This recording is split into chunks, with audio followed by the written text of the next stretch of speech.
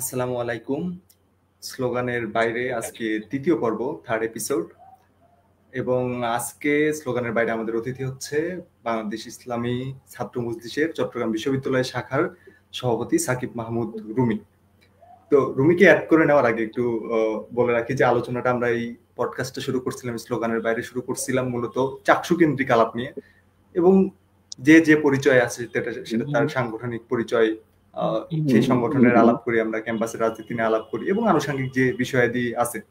তো যারা দেখতেছেন, যারা দেখবেন, তারা আপনাদের যত প্রশ্ন আছে রুমিকে করার মতো এবং আমাকে করলেও করতে পারেন, বিশেষ করে এই শো নিয়ে করলেও করতে পারেন, তারা কমেন্টে জানাইতে পারেন। আর লাইভে যেসব কোশ্চেন চলবে সেগুলো আমরা লাইভে রুমির কাছ থেকে উত্তর নেওয়ার চেষ্টা করব। তো রুমিকে যুক্ত করে নেই। রুমিকে স্বাগত। স্বাগতম ভাই। আচ্ছা, আমরা সরাসরি প্রশ্নোত্তর পর্বেই চলে যাই। 36শে জুলাইয়ের পর 2024 সালের 36শে জুলাইয়ের পর যখন আমরা দেখলাম যে শেখ হাসিনা পালায় গেল, এরপরে ক্যাম্পাসে সাংগঠনিক ভাবে মানে যতগুলো সংগঠন ছিল, ছাত্রলীগ তো কাউকে ভাবে অ্যাক্টিভিজম করতে দেয়নি, সবগুলো অ্যাক্টিভিজম শুরু করলো, সবগুলো প্রকাশ্যে আসতে থাকলো, মানে যারা প্রকাশ্যে এতদিন আসতে পারেনি বিভিন্ন কারণে। তো সেই জায়গা থেকে দেখলাম যে ছাত্র মজলিসও, আমরা এরকম হেডিং দেখলাম যে ছাত্র মজলিস আত্মপ্রকাশ করলো। তো চট্টগ্রাম বিশ্ববিদ্যালয় কি এটা ছাত্র মজলিসের ফার্স্ট কমিটি ছিল?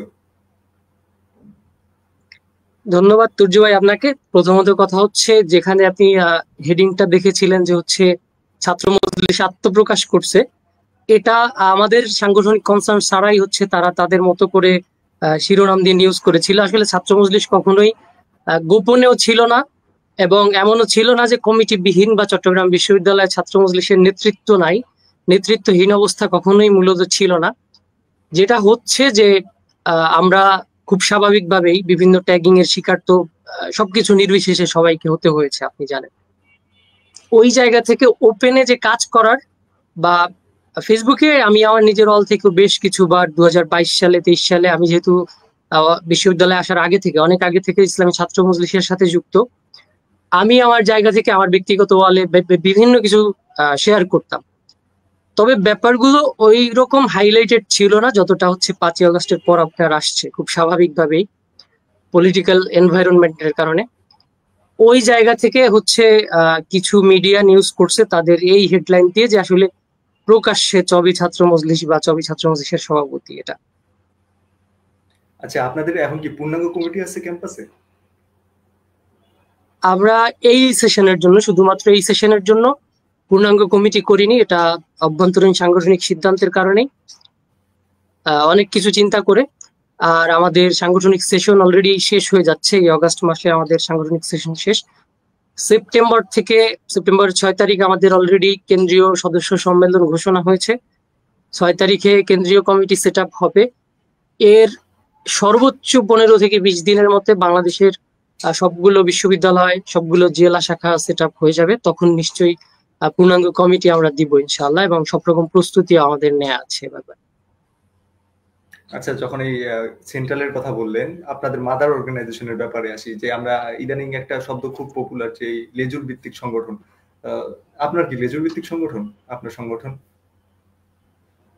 প্রথমত লেজুর ভিত্তিক তো কখনোই না। ইসলামী ছাত্র মজলিস একটা স্বতন্ত্র ছাত্র সংগঠন একেবারে, যার ভিন্ন স্বতন্ত্র কনস্টিটিউশন আছে, স্বতন্ত্র কার্যপ্রণালী আছে, কার্যক্রম পরিচালনার স্বতন্ত্র সিস্টেম আছে।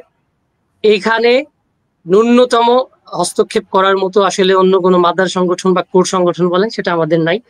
তবে হ্যাঁ, আমরা আমাদের সহযোগী সংগঠন হিসেবে খেলাফত মজলিসকে বিবেচনা করি।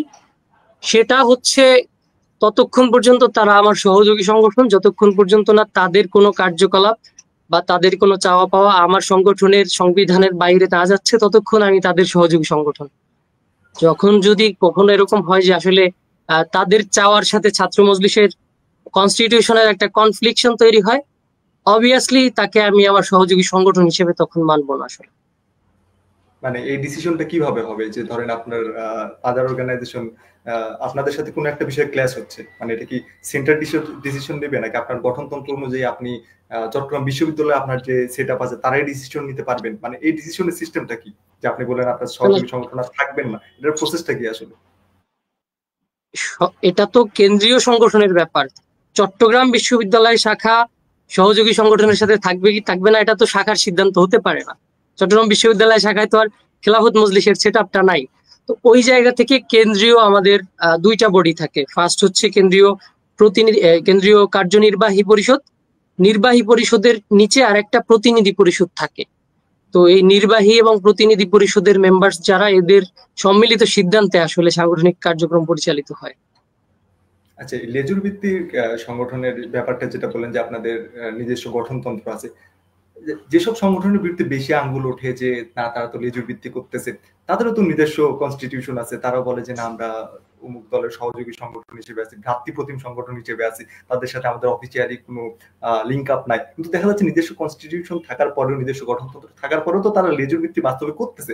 মানে আমি পার্টিকুলার কোনো সংগঠনের নাম নিচ্ছি না, এরকম এক্সিস্ট করে। তো মানে আপনি যে পয়েন্টটা বললেন আমি সেটার সাথে মানে জানতে চাচ্ছি যে আপনাদেরও সংগঠন আছে, গঠনতন্ত্র আছে, কনস্টিটিউশন আছে, তাহলে আপনারা আলাদা, বা এই পয়েন্টটা আমি একটু বুঝতে চাচ্ছি যে অন্যান্য যারা লেজুর ভিত্তিক সংগঠন আছে তাদেরও তো আছে, তারা তো লেজুর ভিত্তিক করতেছে।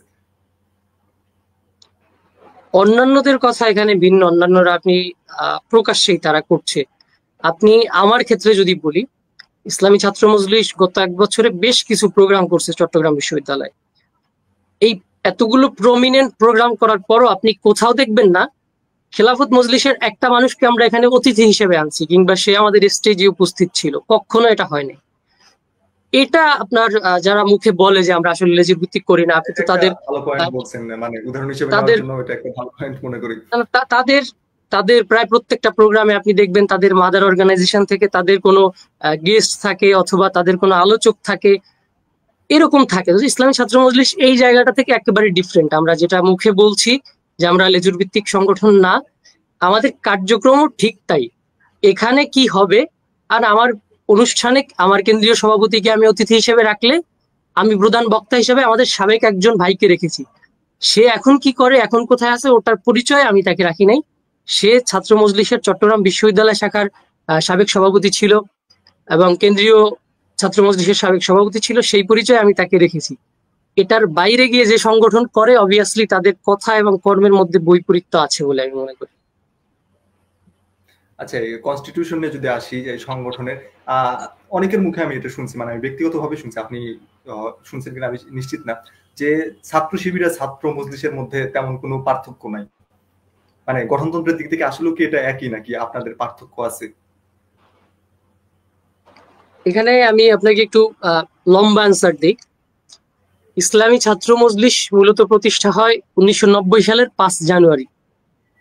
যখন ছাত্র মজলিস প্রতিষ্ঠা হয় তখন কিন্তু বিদ্যমান বেশ কিছু ছাত্র সংগঠন বাংলাদেশের ছাত্র রাজনীতিতে সক্রিয় ছিল। ওই মুহূর্তে মানে সিচুয়েশনের একটা ডিমান্ড ছিল এরকম একটা ছাত্র সংগঠন, যেটাকে আমরা ছাত্র মজলিসকে পরিচয় দেওয়ার সময় ত্রিধারার ছাত্রদের প্রতিনিধিত্বশীল একটা সংগঠন বলি। অর্থাৎ ইসলামী ছাত্র মজলিসে আপনি কওমি মাদ্রাসা ব্যাকগ্রাউন্ডের স্টুডেন্টদেরকে পাবেন, আলিয়ার শিক্ষার্থীদেরকে পাবেন, তেমনি যেমন আমরা বিশ্ববিদ্যালয়ের শিক্ষার্থীরাও কিন্তু এখানে রয়েছি। ত্রিধারার সম্মিলন ঘটানোর মতো একটা ছাত্র সংগঠন 1990 সালের আগ পর্যন্ত ছিল না, এবং এটার খুব দরকার ছিল। ওই প্রয়োজনীয়তার জায়গা থেকে ইসলামী ছাত্র মজলিস ত্রিধারার স্টুডেন্টদেরকে সম্মিলন ঘটাবার জন্য প্রতিষ্ঠিত হয়েছে। আদর্শিক দিক থেকে কারো সাথে আমার কিছুটা মিল থাকলেও থাকতে পারে, এবং খুবই স্বাভাবিক। আপনি যেহেতু আমি ইসলামী ছাত্র সংগঠন হিসেবে আমার সংগঠনকে আমি আপনার সামনে ইন্ট্রোডিউস করছি, তার মানে ইসলামের কিছু বেসিক ভ্যালুস আছে, ইসলামের কিছু বেসিক রুলস রেগুলেশন আছে যেগুলোর সাথে মিলবে খুব স্বাভাবিকভাবে। সেটার আদতে কার্যক্রম পরিচালনা করতে গিয়ে আপনার কিছুটা মনে হবে যে আদর্শিকভাবে ছাত্র মজলিস অন্য কোনো ছাত্র সংগঠনের সাথে মিল আছে। কিন্তু এখানে আরো বড় একটা পার্থক্যের জায়গা হচ্ছে, যেই আদর্শিক ছাত্র সংগঠন বলে সবাই সবাইকে পরিচয় দেয়, আপনি খেয়াল করবেন যে বাস্তবিক প্রয়োগের ক্ষেত্রে ওই আদর্শ কতটা ধারণ করতে পারছে, আপনি যাদের সাথে তুলনা করছেন তারা কতটা পারছে, ইসলামী ছাত্র মজলিস কতটা পারছে। ওইটা যখন আপনি একটা কম্প্যারিজনের দিকে যাবেন, এরপরে আপনার সামনে এর ফলাফলটা স্পষ্ট হবে যে ইসলামী ছাত্র মজলিসের সাথে কার সাথে কি মিল রয়েছে এবং কার সাথে কি পার্থক্য রয়েছে। আচ্ছা, হ্যাঁ, এটা একটা ভালো পয়েন্ট বলছেন যে ইউনিভার্সিটি বা কওমি মাদ্রাসা, যে এই সবগুলো ক্যাটাগরিতে এটা মনে হয় যে অন্য কোনো সংগঠন এক্সিস্টিং এখন পর্যন্ত যত সংগঠন আছে সম্ভবত সবাই এত বিচরণ করতে পারেনি। মানে আমি কতজনের কাছে পৌঁছাতে পারছি নাম্বারটা হিসাবে জাজ করতেছি না, কত মিডিয়াতে পৌঁছাতে পারছে সেই হিসেবে বলতেছি আর কি। তো যাই হোক, আপনার সংগঠনের আলোচনায় পরে আবার ফিরবো। এবার একটু ক্যাম্পাস কেন্দ্রিক আলোচনায় আসি। যে বাংলাদেশে যতগুলো সাহিত্য বিশ্ববিদ্যালয় আছে, অন্তত নামে কাগজে কলমে সাহিত্য বিশ্ববিদ্যালয় আছে, সবগুলোতে মোটামুটি তাদের ছাত্র সংসদ নির্বাচনে তফসিল হয়ে গেছে, একটা নির্বাচনে আমেজ তৈরি হয়েছে। চট্টগ্রাম বিশ্ববিদ্যালয় প্রশাসন বলেন বা চট্টগ্রাম বিশ্ববিদ্যালয় এটা এখনো কেন পারলো না আপনার মতে? পারে নাই কারণ চট্টগ্রাম বিশ্ববিদ্যালয় প্রশাসনের সদিচ্ছা কখনো তৈরি হয় না যে চাকসুটা দেই। মানে এখানে আরেকটু ইন্টারাপ্ট করি, মানে পারে নাই নাকি আসলে তারা চাচ্ছে না? তারা চাচ্ছে না, পারে নাই আমি এই কারণে বলবো, আপনি অভ্যুত্থান পরবর্তী সময়ে যদি দেখেন, পৃথিবীর ইতিহাসে বলা চলে, এরকমও কথা আছে যে পৃথিবীর ইতিহাসে সবচেয়ে বড় সমাবর্তন কনভোকেশন সে আমাকে করে দেখিয়েছে। এটা তো বিরাট কর্মযজ্ঞ ছিল। প্রফেসর ইউনুসকে এখানে আনা, এই বিশ্ববিদ্যালয়ের সবকিছুতে আপনি দেখছেন কনভোকেশন কেন্দ্রিক নতুন একটা সেট তৈরি হয়েছিল। এই ব্যাপারগুলো, এতগুলো ব্যাপার, এত বড় একটা কর্মযজ্ঞ যেহেতু এই বিশ্ববিদ্যালয় প্রশাসন পারছেন তাদের সদিচ্ছার কারণে, আমি বিশ্বাস করি যে তাদের ওই সদিচ্ছাটা কখনোই ছিল না চাকসুটা দেই। এটা যদি তারা একদম আগ্রহের সাথে ইচ্ছা পোষণ করত, আমার মনে হয় এতদিনে বেশ আগে তাদের দ্বারা এটা সম্ভব ছিল। হ্যাঁ, এটা একটা সমাবর্তনের সাথে তুলনা, এটা একটা ভালো পয়েন্ট বলছেন অবশ্যই। তো আপনি এই স্লোগানের বাইরে এই প্রোগ্রামটার আপনার আগেও আমি আরো দুইজনের সাথে প্রোগ্রাম করছিলাম বিশ্ববিদ্যালয় সংগঠনের। তারা মানে তারা আমার সাথে একমত হয়েছিল বা তারা ওই পয়েন্টটা তুলছিল যে এই চট্টগ্রাম বিশ্ববিদ্যালয়ের প্রশাসনটা হয়তো একটা নির্দিষ্ট দিকে ঝুঁকে পড়তেছে রাজনৈতিক ভাবে বা প্রশাসনিক তারা বায়াস। আপনার কাছেও কি এটা মনে হয়?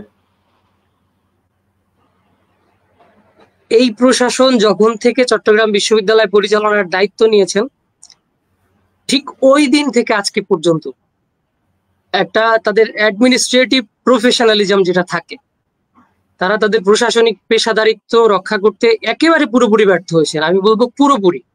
এখানে তাদেরকে তারা কত পার্সেন্ট পেশাদার ছিল, কত পার্সেন্ট অপেশাদার ছিল, এই হিসেবেই আমি যাব না। আমি আপনাকে বলবো যে তারা পুরোপুরি অপেশাদারিত্বের পরিচয় দিচ্ছেন নিজেদেরকে।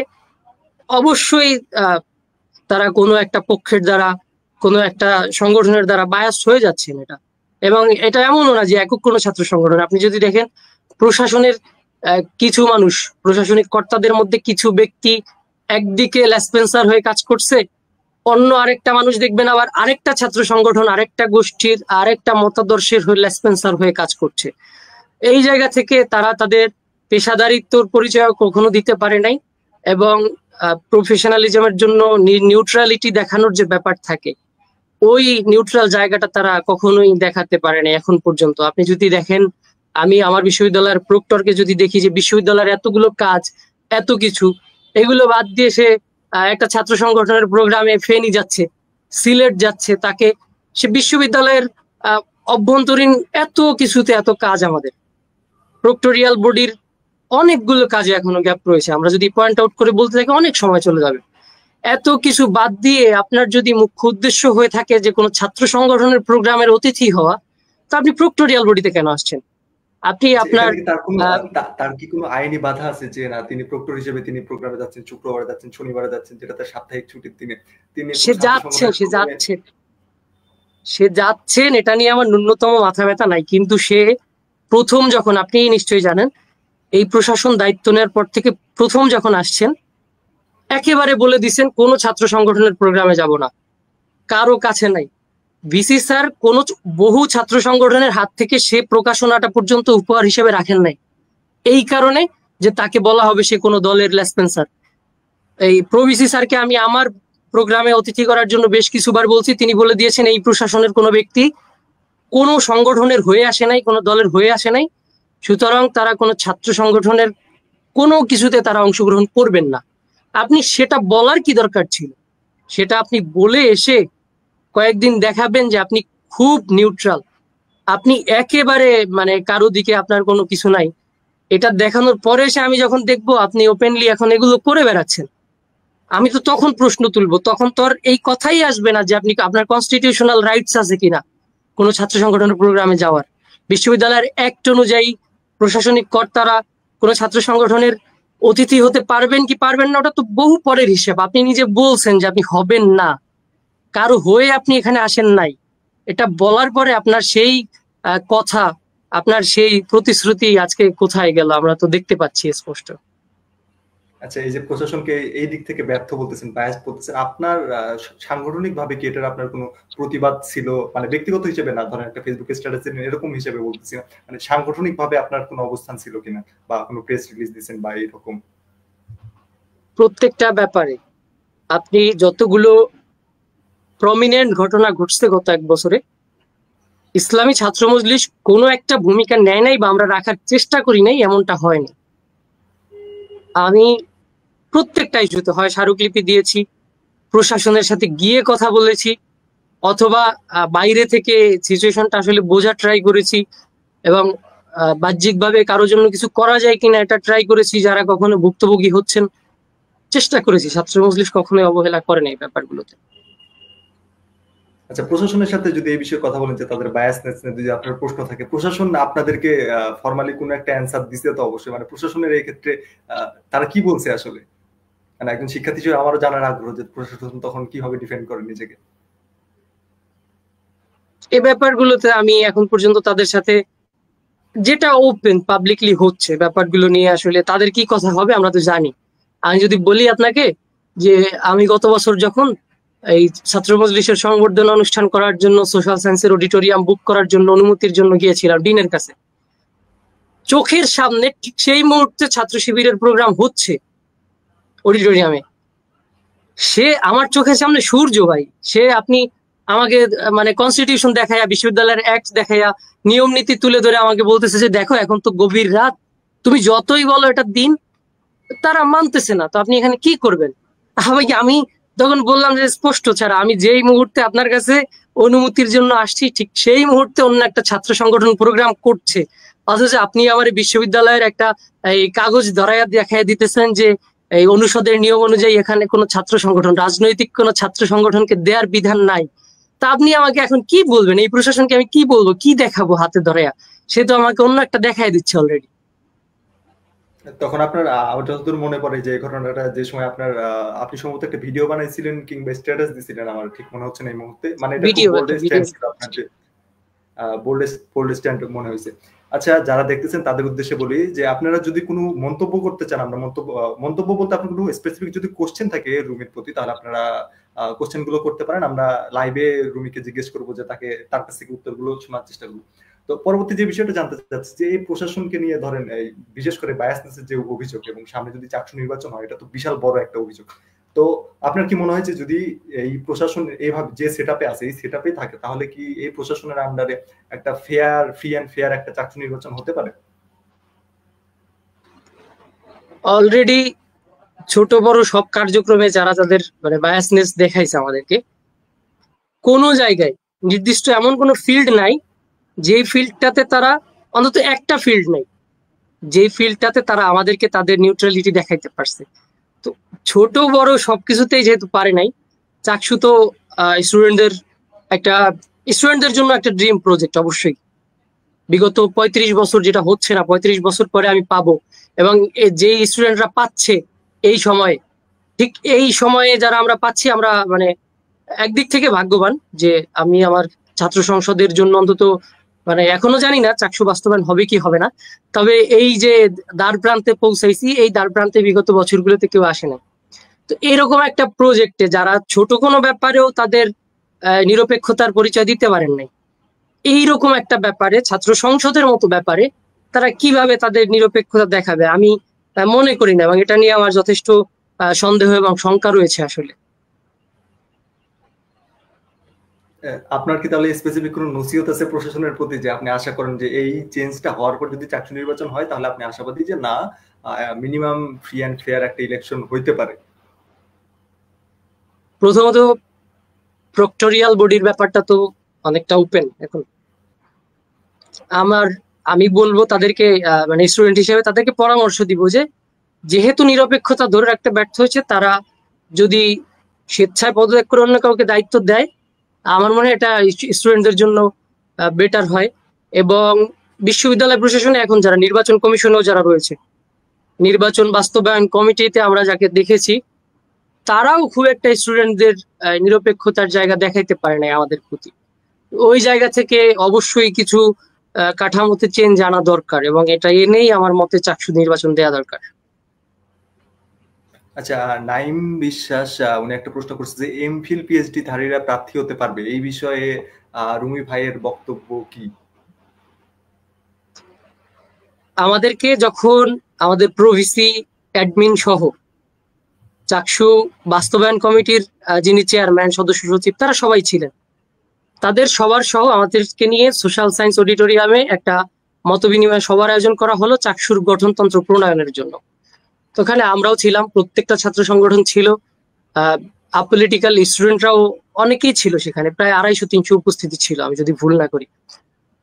ওখানে যখন এই গঠনতন্ত্রের এই ব্যাপারটা আসলো যে তার কারা প্রার্থী হতে পারবেন, কারা ভোটার হতে পারবেন, নিয়মিত শিক্ষার্থীর বাইরে কেউ হতে পারবেন কিনা, তখন আমাদের প্রত্যেকের প্রথমে একজন একটা প্রস্তাবনা উত্থাপন করলেন যে হচ্ছে মাস্টার্স যাদের হয়ে গেছে, মাস্টার্সের রেজাল্ট পাবলিশড হয়ে গেছে, এমন কোন শিক্ষার্থী, তার বয়স যা হোক, সে এমফিল পিএইচডি যা হোক, ওটা ডাজেন্ট ম্যাটার, মাস্টার্সের ফলাফল যিনি পেয়ে গেছেন তিনি কোনোভাবেই ছাত্র সংগঠন, এই ছাত্র সংসদের ভোটার কিংবা প্রার্থী হতে পারবেন না।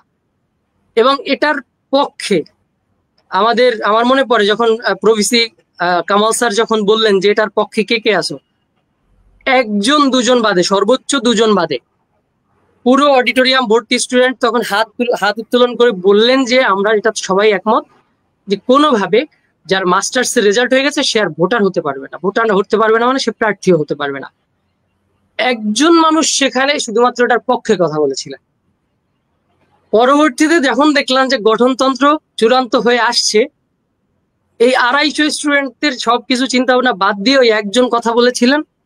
এবং জানি না আমি তার সাথে পরবর্তীতে আরো কেউ প্রশাসনের সাথে কথা বলেছে কিনা, তবে আমাদের সবার উপস্থিতিতে একজনই এটার ব্যাপারে কথা বলেছিলেন। তাদের চাহিদার আলোকে গঠনতন্ত্রে এমফিল এবং পিএইচডি ধারী স্টুডেন্টদেরকে ভোটার করা হলো এবং তাদেরকে প্রার্থীর সুযোগ করে দেওয়া হলো। এমন আমরা বলেছিলাম যে এমন হলে তো চট্টগ্রাম বিশ্ববিদ্যালয়ের অনেক শিক্ষকও এমফিল পিএইচডি করতেছেন, তাদেরকে আপনি কেন নিষেধ করবেন যে তারা আসলে ভোটার বা প্রার্থী হতে পারবে না? কেন পারবে না? তাহলে তো তাদেরও পারা উচিত।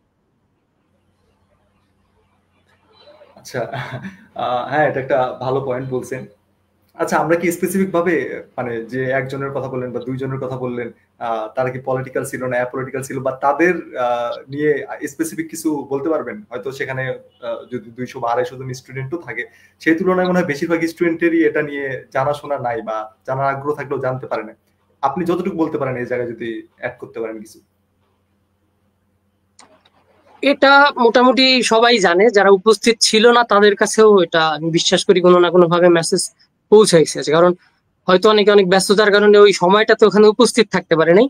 তবে চট্টগ্রাম বিশ্ববিদ্যালয়ের শিক্ষার্থীরা যেসব ব্যাপারে একেবারেই তাদের মাথা ঘামায় না, ব্যাপারটা আসলে তা না। ওখানে এটার ব্যাপারে শুধু কথা বলেছিলেন ছাত্র শিবিরের বর্তমান যিনি বিশ্ববিদ্যালয় শাখা সভাপতি রয়েছেন মোহাম্মদ আলী ওবায়দুল্লাহ ভাই, তিনি দাঁড়িয়ে বলছিলেন যে হচ্ছে, এবং তিনি উল্লেখ করে স্পেসিফিক ভাবে কিছু ব্যাপার উল্লেখ করে তিনি বলেছিলেন যে আমার ডিপার্টমেন্ট হচ্ছে আমাকে খুবই দ্রুত বের করে দিচ্ছে, কোনো সেশন জট নাই, আমি বের হয়ে যাচ্ছি, অ্যাট দ্য সেম টাইম আমার সেশনের আরেকটা বন্ধু ও সেশন জটের কারণে আটকা পড়ে আছে।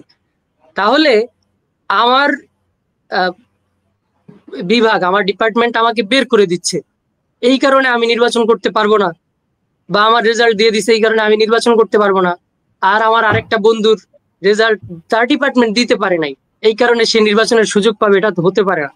এই যুক্তি দেখিয়ে তিনি বলছিলেন যে আসলে মাস্টার্স এর যারা, তাদেরকে সুযোগ, এমফিল এর যারা রয়েছেন তাদেরকে সুযোগ দেওয়া উচিত। কিন্তু উপস্থিত শিক্ষার্থীরা কেউই না, ইভেন ছাত্রদলের সবাই সেখানে উপস্থিত ছিলেন, বিশ্ববিদ্যালয়ের নেতৃবৃন্দ যারা রয়েছেন তারা কেউই এটার পক্ষে ছিলেন না যে কোনোভাবে এমফিল বা পিএইচডি স্টুডেন্টদেরকে এখানে ভোটার বা প্রার্থী করার সুযোগ দেওয়া উচিত। আচ্ছা, ধন্যবাদ যতটুকু পারছেন ক্লিয়ার করার জন্য। মোহাম্মদ রাসেল নামে একজন কমেন্ট করছে, কমেন্টটা সম্ভবত আপনি আগেও দেখছিলেন, এই পোস্টের নিচেও ছিল। আপনার মানে ছোট করে যদি এটার উত্তরটা দিতেন তাহলে আমরা পরবর্তী ধাপে চলে যেতাম। এরপরে আপনি ডিসপ্লেতে সম্ভবত কোশ্চেনটা দেখতে পারতেছেন রুমে। সত্যবাদীরা নেতা হয় না, নেতারা সত্যবাদী হয় না কেন? তুমি কোনটা? 5 বছর আমরা খাইলাম, 5 বছর তোমরা খাইলা, এতে উপহার পাইলাম হাজার হাজার লাশ। হয়তো সে আমার, আচ্ছা যাই হোক, আমি যেটা বুঝতে পারছি যে হচ্ছে বর্তমান সময়ের বাংলাদেশের রাজনৈতিক পরিস্থিতি, রাজনৈতিক প্রেক্ষাপট সবকিছু এমন একটা পর্যায়ে চলে গেছেন, সত্যবাদীরা নেতা হয় না, এবং যারা নেতা হয় তারা আসলে কেউ সত্যবাদী না। রাজনৈতিক বাস্তবতা এটা, এটা আমি বিগত দিনের বাস্তবতা স্বীকার করছি। এই যে সত্যবাদীরা নেতা হয় না বা নৈতিকতা সম্পন্ন মানুষ নেতা হচ্ছে না, এটার একটা পাল্টা জবাব দিতে এই রীতিটাকে ভাঙ্গার জন্যই তো মূলত আমাদের 5ই অগাস্ট, আমাদের অভ্যুত্থান, আমাদের বিপ্লব। এবং বিপ্লব পরবর্তী সময়ে আপনি দেখবেন বিশ্ববিদ্যালয়ের মেধাবী শিক্ষার্থীদের পলিটিক্যাল এঙ্গেজমেন্ট অনেকটা বাড়ছে, আগের চেয়ে অনেক বেশি বাড়ছে। এই যে ব্যাপারটা, যে যারা নেতা হয় তারা সৎ হয় না, নীতিবান হয় না, মিথ্যাবাদী হয়, এই বাস্তবতাটার পেছনে বাংলাদেশের জনগণেরও দায় আছে আসলে। পলিটিক্স বলেন, ডেমোক্রেসি বলেন, সবকিছুর প্রধান উপাদান তো আসলে জনগণ। জনগণ এমন মানুষকে বাছাই করে নেয় তাদের নেতৃত্বের জন্য, তাদের প্রতিনিধিত্বের জন্য, যারা আসলে সৎ না। তারা আগে থেকেই জানে, তারা আগে থেকেই জানে তিনি দুর্নীতিগ্রস্ত মানুষ, তিনি পেশি শক্তি নির্ভর একটা মানুষ। এটা জেনে শুনে, এমনকি বিগত দিনে বাংলাদেশের মানুষের এমনও হয়েছে কার পেশি শক্তি কত বেশি এটা দেখে তারা তাদের জনপ্রতিনিধি নির্বাচন করছে। তো আপনি জনপ্রতিনিধি নির্বাচনের সময় যখন দেখছেন না যে লোকটা সৎ কিনা, আপনি তার থেকে এক্সট্রা সুবিধা পাওয়ার জন্য তাকে ভোট দিচ্ছেন, অথবা তার থেকে কোনোভাবে টাকা খেয়ে বা অন্য কিছু করে তাকে ভোট দিচ্ছেন। নির্বাচিত হওয়ার পর আপনাকে এক্সট্রা সুবিধা দেওয়ার জন্য হলেও তো তাকে দুর্নীতি করতে হবে, মিথ্যার আশ্রয় নিতে হবে। সুতরাং আমি মনে করি আমরা এই জেনারেশনের যারা রয়েছি, আমরা দৃঢ় প্রত্যয়ী যে আমরা এই পলিটিক্যাল যে সিস্টেম, সত্যবাদীরা নেতা হয় না, দুর্নীতিবাজরা নেতা হয়ে যাচ্ছে, মিথ্যাবাদীরা নেতা হয়ে যাচ্ছে, এই ট্যাবুকে আমরা ভাঙবো এবং আমরা দেখাবো যে আসলে দেশের সবচেয়ে সৎ মানুষ যারা, নীতিবান মানুষ যারা, সবচেয়ে দক্ষতা সম্পন্ন মানুষ যারা, জনগণের প্রতি যারা তাদের নিজেদের দায়িত্ব বোধ থেকে রাজনীতিতে আসবে, এই রকম মানুষগুলোকে এই জেনারেশন তাদের নেতৃত্বের জন্য বেছে নেবে। এবং এই সংস্কৃতিটা যখন আস্তে আস্তে শুরু হয়ে যাবে, আমরা ছাত্র নেতা বলেন, ছাত্র রাজনীতিতে যারা জড়িত তারা বলেন, স্থানীয় জনপ্রতিনিধি নির্বাচনে যারা অংশগ্রহণ করে তারা বলেন, কিংবা দেশের প্রত্যেকটা জনগণ, যখন সবার মধ্যে এই চেঞ্জটা চলে আসবে, আই হোপ ইনশাল্লাহ এই সংস্কৃতিটা ভেঙে যাবে এবং আমরা একটা বৈপ্লবিক পরিবর্তন দেখবো রাজনীতিতে। হ্যাঁ, আমরা এমনটাই আশা করি যে তার আগে ওই আই হেট পলিটিক্স এই মিথটা আগে ভাঙা দরকার। মিথ বলবো না, কি বলবো, যে রিয়েলিটিটা ভাঙা দরকার। পলিটিক্যাল অ্যাক্টিভিটিতে এঙ্গেজমেন্ট আগের তুলনায় অনেক বাড়ছে। আমার মনে হয় যত দিন দিন বাড়বে ততদিন এই জনগণের মধ্যে যেগুলো ভুল ত্রুটি আছে সেগুলো ধীরে ধীরে কারেকশন হয়ে যাবে আর কি। তো পরবর্তী প্রশ্ন যেটা আসতেছি সেটা হচ্ছে যে এই চাকসুতে চাকসু গঠনতন্ত্র নিয়ে বিভিন্ন বিতর্ক হচ্ছে, সেগুলো অলরেডি কিছু কিছু বিষয় ক্লিয়ার করলেন। তবে আমার প্রশ্ন একটু ভিন্ন জায়গায়, সেটা হলো যে চাকসুর গঠনতন্ত্র অনুযায়ী, মানে চাকসু যে একজন ভিপি কে, একজন জেএস কে যে ক্ষমতাটা দিচ্ছে, সেই ক্ষমতাটা কি এনাফ যে আমি কথার কথা, আমি ভিপি হইলাম, আমি জিএস হইলাম, আপনি হইলেন, আপনি নির্বাচিত হওয়ার পরে আপনি আদৌ স্টুডেন্টের জন্য কিছু করতে পারবেন, নাকি আপনি ওই আইনের বেড়া জালে জাস্ট খালি ওই আপনি ভিপি প্রচার করতে পারবেন? মানে আদৌ কি আইনত স্টুডেন্টের পক্ষে হয়েছে করার জন্য খুব বেশি অপশন আছে কি? প্রথমত আমরা চেয়েছিলাম যে স্টুডেন্টদের প্রেসিডেন্ট পদ, যেটা ছাত্র সংসদের, সেটাও যেন ছাত্রদের ইলেকশনের মাধ্যমে নির্বাচিত প্রতিনিধি হয় ছাত্রদের মধ্য থেকে। যেহেতু বিভিন্ন বাস্তবতা, এটা আসলে আপনিও জানেন সম্ভব না, এই মুহূর্তে সম্ভব হয় নাই, অন্যান্য বিশ্ববিদ্যালয়ে এটা সম্ভব হয়নি। যেহেতু বিসি তার পদাধিকার বলে তিনি ছাত্র সংসদের প্রেসিডেন্ট হবেন, এই ক্ষেত্রে একটা ক্ষমতার ভারসাম্য দরকার ছিল। তাকে যে অসীম পাওয়ার দেওয়া হয়েছে, ওইটার একটা ভারসাম্য রক্ষা করা উচিত ছিল, এবং ওই ভারসাম্যটা দরকার, খুবই দরকার। ওই ভারসাম্যটা না হলে যিনি ভাইস প্রেসিডেন্ট নির্বাচিত হবে বা জেনারেল সেক্রেটারি নির্বাচিত হবে, তার কাজ করার জায়গাটা কিছুটা তো সংকুচিত অবশ্যই। আপনাকে যে বিশ্ববিদ্যালয়ের অ্যাক্ট দেখিয়ে বিশ্ববিদ্যালয়ের রুলস রেগুলেশনস দেখি আপনাকে অনেক কিছুতে হয়তো চাইলে প্রশাসন বাধাগ্রস্ত করতে পারে, সেই সুযোগটা আমি বিশ্বাস করি তাদের হাতে আছে এখনো এই কনস্টিটিউশন, এই গঠনতন্ত্র অনুযায়ী। তো এই যে কনস্টিটিউশনের কথা বলেন, তাহলে ৭৩-এর অধ্যাদেশে আসে যে এই যে আমরা এই ৩৬শে জুলাই পরবর্তীতে আমরা রাষ্ট্র সংস্কার নিয়ে বিশাল আলাপ হইলো, আমরা রাষ্ট্র সংস্কার করব, আমরা সংবিধান সংস্কার করব, এরকম বিভিন্ন সংস্কার কমিশনও গঠন হইলো। তো এই আন্দোলনটা শুরু হয়েছিল বিশ্ববিদ্যালয় থেকে। তো এই বিশ্ববিদ্যালয়ে যে জগা খিচুড়ি একটা অ্যাক্ট বা অধ্যাদেশ বলেন, মানে এটা নিয়ে কোনো আওয়াজ উঠলো না যে না আমাদের এই বিশ্ববিদ্যালয়ের এই ৭৩ অধ্যাদেশ বলেন বা ১৯৯৯ অধ্যাদেশ বলেন, এই বিভিন্ন বিশ্ববিদ্যালয়ে তো বিভিন্ন অ্যাক্ট অনুযায়ী চলে, এগুলো যে একটা বড় সড়ো জগা খিচুড়ি, এটা সংস্কার নিয়ে আসলে আমরা কোনো আলাপই দেখি নাই, মানে যে পরিমাণ আলাপ হওয়ার কথা ছিল। আপনার কি মনে হয় যে এটা কেন হয় নাই, বা এই সংস্কারটা আমার মনে হয় যে আরো আরো কিছুদিন পর আরো অসম্ভব হয়ে যাবে। এই যে আমরা একটা গোল্ডেন একটা পিরিয়ড পার করে ফেলছি, তারপরেও করতে পারি নাই, মানে এই ব্যর্থতাটা হইলো কেন, বা ব্যর্থতার দায় কার উপর বর্তায় ওভারঅল? আমরা অভ্যুত্থান পরবর্তী সময় গত ১ বছরে সবচেয়ে বড় ব্যর্থতা আমাদের এটা যে, যেই ছাত্রদের নেতৃত্বে এত বড় একটা বিপ্লব হলো, সেই দেশের শিক্ষাঙ্গনের কোনো পরিবর্তন আদতেই আমরা ঘটাতে পারি নাই, কোনোভাবেই পারি নাই। আপনি যদি দেখেন, একটা শিক্ষা কমিশন গঠন করা হয় নাই, যেখানে আপনি এত এত কমিশন হয়েছে, এত এত কিছুর জন্য এত কিছু হচ্ছে, একটা শিক্ষা কমিশন সেখানে অন্তর্বর্তীকালীন সরকার একটা গঠন করতে পারে। ৭৩-এর অধ্যাদেশ নিয়ে পয়েন্টে পয়েন্টে বলতে গেলে আমাদের অনেক বেশি সময় চলে যাবে।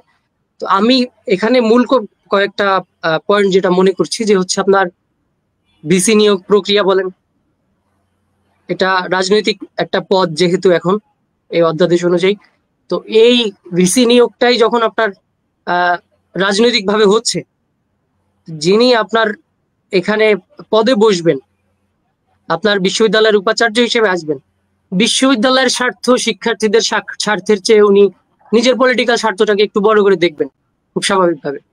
এছাড়া স্টুডেন্টদের মৌলিক অধিকারের ব্যাপারে এই একটি খুব বেশি কথাবার্তা নাই ৭৩-এর অধ্যাদেশের মধ্যে। আপনি ছাত্র সংসদের কথাও তাও নামমাত্র উল্লেখ আছে, খুব একটা রূপরেখা সেখানে নাই। আরো অনেক কিছু ৭৩-এর অধ্যাদেশের অনেক কিছু সংস্কার করা উচিত ছিল, একেবারেই জরুরি ছিল। শুধু ৭৩-এর অধ্যাদেশ না, রুমি কি শুনতে পাচ্ছেন বিশ্ববিদ্যালয়ের। আমাকে? আমি আপনাকে ঠিক শুনতে পাচ্ছি না। এখন শুনতে পাচ্ছেন? হ্যালো,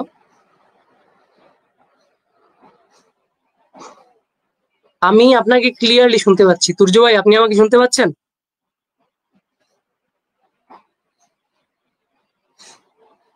হ্যালো,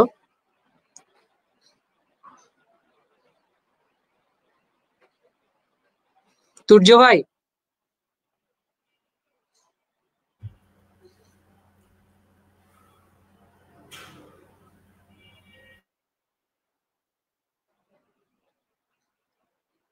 আপনি কোনোভাবে ডিসকানেক্টেড হয়ে গেছেন কিনা? রুমি আমাকে কি শুনতে পাচ্ছেন? আমি ঠিক আপনাকে শুনতে পাচ্ছি না। সম্ভবত আমার নেট প্রবলেম কিনা আমি নিশ্চিত না। এখন শুনতে পাচ্ছেন? হ্যালো,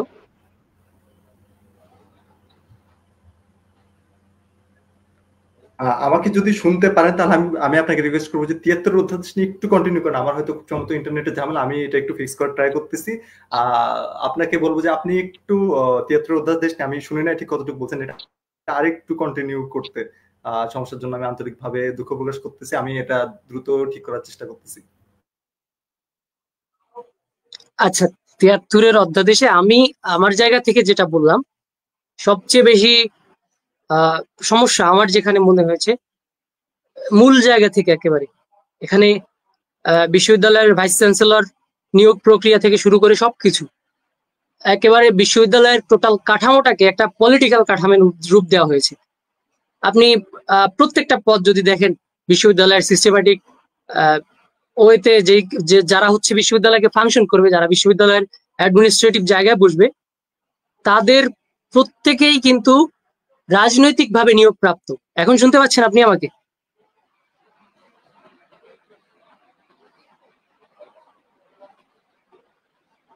আপনি তো মিউট করে কথা বলতেছেন, একটু আনমিউট করে বলেন।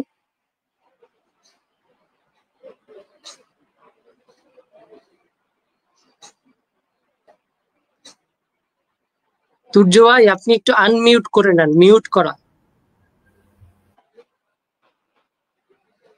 হ্যালো, শোনা যায় এখন? আমার আনমিউট করাই আছে। এখন শুনতে পাচ্ছি। এখন আপনি আমাকে শুনতে এবং দেখতে পাচ্ছেন কিনা একটু জানান। হ্যাঁ, সব ঠিকঠাক আছে। আসলে আনমিউট করাই ছিল, কোনো টেকনিক্যাল গ্লিচ ছিল হয়তো, যে আমি আনমিউট করাই ছিল আচ্ছা আচ্ছা, কিন্তু তারপর হয়তো শোনা যাচ্ছে। যাই হোক, আমি আন্তরিকভাবে দুঃখ প্রকাশ করতেছি। আহ, আমি আসলে স্পেসিফিক আমি জানি না আপনি কতদূর বলছেন, মানে ৭৩ অধ্যাদেশে ছিলাম আর কি। ওটাই বললাম যে আমার ৭৩ অধ্যাদেশের মধ্যে প্রথম যে সংস্কারটা দরকার, ভিসি নিয়োগ পদ্ধতি তো বিশ্ববিদ্যালয়ের একটা নীতি নির্ধারণীর মূল জায়গা। তো ভিসি হিসেবে বা বিশ্ববিদ্যালয়ের প্রত্যেকটা আহ, যারা হচ্ছে অ্যাডমিনিস্ট্রেটিভ জায়গায় আসছেন, তারা যেহেতু পলিটিক্যাল ভাবে নিয়োগপ্রাপ্ত হয়ে আসছেন, এই কারণে এটার কেন্দ্র বা টোটালি ৭৩-এর অধ্যাদেশ পুরোটাই কেন যেন মনে হয় যে একটা বিশ্ববিদ্যালয়কে একটা পলিটিক্যাল কাঠামো রূপ দেওয়া হয়েছে।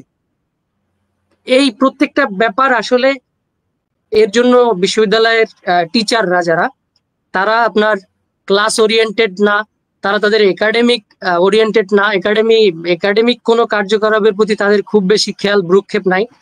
তারাও তাদের নিজেদের ওই পলিটিক্যাল কাজ কামে ব্যস্ত থাকে এবং এই সবের মাধ্যমেই আসলে আহ, নিয়োগ পাওয়া বলেন, বাকি যা কিছু আছে সবকিছু ফাংশন করার ট্রাই করে তারা। এটা মূল সমস্যা, এটা সহ। আমরা বলি যে এই ৭৩ অধ্যাদেশ সংস্কার বলেন বা পরিবর্তন করা বলেন, মানে এখন ওয়েটা কি আসলে, মানে এখন কি করার আসলে পসিবল ওয়ে আছে, নাকি আমরা ওই গোল্ডেন পিরিয়ড অলরেডি পার করে আসছি? বাস্তবতায় আমার মনে হয় না এই মুহূর্তে এখন আমরা, যখন সময়টা ছিল আমাদের করার মতো, সবকিছুরই তো একটা পরিবর্তনশীল সময় ছিল বাংলাদেশে। বেশ কয়েক মাস ছিল, ওই সময়টা যেহেতু কাজে লাগাইতে পারি নাই। এখন অসম্ভব বলবো না, বাট আগের চেয়ে তুলনামূলক কঠিন এখন করাটা। আচ্ছা, এরপর আবার একটু আপনাদের চাকসু এবং আপনাদের সংগঠনের বিষয় আসছে। এই যে চাকসু নির্বাচন শুনতেছে খুব শীঘ্রই হয়তো তফসিল ঘোষণা করে দেবে। চাকসু নিয়ে আপনাদের সংগঠনের পরিকল্পনা কি? পরিকল্পনা বলতে বোঝাচ্ছে যে আপনারা কি ঠিক করছেন যে আপনারা কে কোন পদে লড়বেন, বা আপনারা কি একক প্যানেল দেবেন, বা কারোর সাথে কোলাবোরেশন করবেন কিনা, বা এই রিলেটেড আপনাদের চিন্তা ভাবনাটা কি? আমাদের এখন পর্যন্ত সাংগঠনিক সিদ্ধান্ত হচ্ছে আমরা সংগঠনের একক প্যানেল দিব, বাট সেই প্যানেলটাতে অ্যাপলিটিক্যাল যারা আছে, যারা সত্যিকার অর্থে সাধারণ শিক্ষার্থী, অন্য কোনো ছাত্র সংগঠনের সাথে জড়িত না, বাট ক্যাম্পাসের বিভিন্ন অ্যাক্টিভিটিস এর সাথে জড়িত, বা ভবিষ্যতেও শিক্ষার্থীদের স্বার্থ রক্ষায় কোনো কাজ করতে চায়, এমন শিক্ষার্থীদেরকে নিয়েই আমাদের এখন পর্যন্ত সিদ্ধান্ত যে আমরা একটা একক প্যানেল দাঁড় করাবো। কারোর সাথে অন্য কোনো পলিটিক্যাল ছাত্র সংগঠনের সাথে কোলাবোরেশনে বা অ্যালায়েন্সে যাওয়ার মতো সিদ্ধান্ত, অ্যালায়েন্সে যাওয়ার মতো আলাপ এখনো আমাদের মাঝখানে উঠে নাই। এটা যদি সিচুয়েশন অনুযায়ী হয় তখন চিন্তা করা যাবে। স্টিল আমাদের সিদ্ধান্ত হচ্ছে আমরা একক প্যানেল করব, এবং যেই প্যানেলটা ওপেন রাখবো বিশ্ববিদ্যালয়ের সত্যিকার অর্থে যারা পলিটিক্যাল সাধারণ শিক্ষার্থী আছে তাদের জন্য। তাদেরকে নিয়ে আমরা মোটামুটি ইনক্লুসিভ একটা প্যানেল করার চেষ্টা করব। মানে আমি যদি আপনাদের প্যানেলে নির্বাচিত করতে চাই, মানে আমাকে ছাত্র মজলিসে আমি জয়েন না করেও আর কি আপনাদের প্যানেলে নির্বাচন করতে পারবো আর কি? হ্যাঁ, করতে পারবেন, তবে এখানে আপনার কিছু রিকোয়ারমেন্টস থাকতে হবে। আমাদের কিছু রিকোয়ারমেন্টস আছে, ওই রিকোয়ারমেন্টস এর মানে কিছু প্যারামিটার আছে, প্যারামিটারের ভিত্তিতে আমরা মেপে মেপে কাউকে নেওয়া হবে, যে আসলে সে, যেমন আপনি মানে বিগত কি দিনে। সেই প্যারামিটার, মানে কিভাবে সেটাকে আমি হ্যাঁ, মানে পাস করতে আর পারি? আমি আপনাকে বলছি, জুলাই অভ্যুত্থানে আপনার অবস্থান কি ছিল, আপনার ভূমিকা কি ছিল। সেকেন্ডলি হচ্ছে জুলাই পূর্ববর্তী সময়ে আপনি কোন রাজনীতিতে যুক্ত ছিলেন, বা এমন কিছুর সাথে যুক্ত ছিলেন কিনা যাদের দ্বারা বিশ্ববিদ্যালয়ের শিক্ষার্থীরা কোনোভাবে নিপীড়নের শিকার হয়েছে, র্যাগিং এর শিকার হয়েছে, বুলিং এর শিকার হয়েছে, কোনো নারী শিক্ষার্থী স্লাট শেমিং এর শিকার হয়েছে কিনা। এই ব্যাপারগুলোর যদি কারো মধ্যে না দেখি যে সে টোটালি ক্লিন ইমেজ এবং শিক্ষার্থীদের স্বার্থ রক্ষায় তার যে কাজ করার পরিকল্পনা সেটা আমাদের সাথে ম্যাচ করে, তাহলে অবশ্যই তাকে আমরা প্যানেলে নিব। এখানে প্যারামিটার বিষয়ে আরেকটা বিষয় তাহলে জানতে চাই, যে ধরেন জুলাইয়ের আগে ছাত্রলীগের আমি অ্যাক্টিভ কর্মী ছিলাম, কিন্তু জুলাই এসে মানে জুলাই আমি আবার রাজনীতি মানে মাঠ পর্যায়ে ছিলাম, জুলাইয়ের অভ্যুত্থানে মাঠ পর্যায়ে ছিলাম, কিন্তু মানে আমার পরিচয় হচ্ছে ধরেন এক্স ছাত্রলীগ, মানে আমি উদাহরণ হিসেবে বলছি আর কি।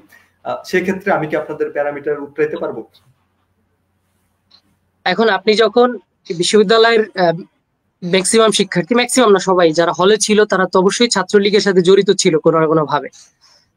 আমার দেখতে হবে যে আপনি হলে থাকার জন্য ছাত্রলীগ করেছেন, নাকি ছাত্রলীগকে ব্যবহার করে আপনার মাসেল পাওয়ার এক্সারসাইজ করছেন, আপনার দ্বারা কোনো শিক্ষার্থী নিপীড়ন হয়েছে কিনা, আপনার দ্বারা কেউ তাদের অধিকার হরণ করেছেন কিনা কোনো শিক্ষার্থীর, বা এই বিশ্ববিদ্যালয়ের স্বার্থ বিরোধী কোনো কাজে আপনি জড়িত ছিলেন কিনা, কেমন ছাত্রলীগ আপনি আসলে ছিলেন, এটাও একটা ব্যাপার এখানে। আচ্ছা, মোটামুটি ক্লিয়ার এই বিষয়ে।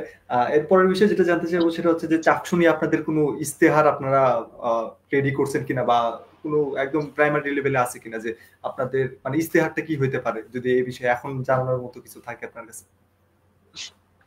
না, এটা তো এখনো অনেক অনেক পরবর্তী সময়ের ব্যাপার, আসলে অনেক সময় লাগবে। আপনার নির্বাচনী তফসিল আসবে, আমরা হয়তো আনুষ্ঠানিকভাবে প্যানেল ঘোষণা করব, দেন আমাদের নির্বাচনী কার্যক্রম যখন শুরু হবে তখন আমরা ইশতেহার দিব। তবে আপনাকে এতটুকু বলে রাখি, ইসলামী ছাত্র মজলিসের লক্ষ্য হচ্ছে যে অনেক প্রার্থী বা অনেক প্যানেল তো আসলে অনেক কিছু বলে, এটা করব সেটা করব।